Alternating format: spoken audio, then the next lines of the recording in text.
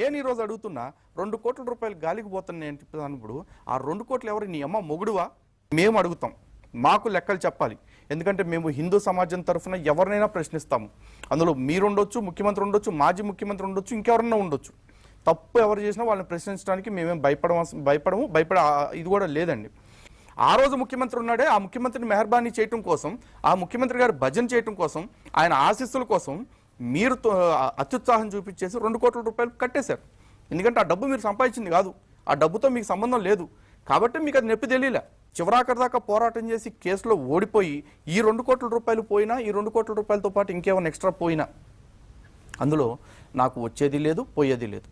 నేను కోరుకునేది ఒకటే, స్వామివారి తరఫున. ఎందుకంటే ₹2 కాదు, ఆ పింక్ డైమండ్ వాల్యూ దాదాపు 500 కోట్లు ఉంటుందని చెప్పేసి అన్నారు వీళ్ళు. మరి ఎవరు వాల్యుయేషన్ చేశారో దాన్ని మాకు తెలియదు. టీటీడీ డబ్బులు అంటే అది వాళ్ళ డబ్బులు కాదు, నా డబ్బులు కాదు, మీ డబ్బులు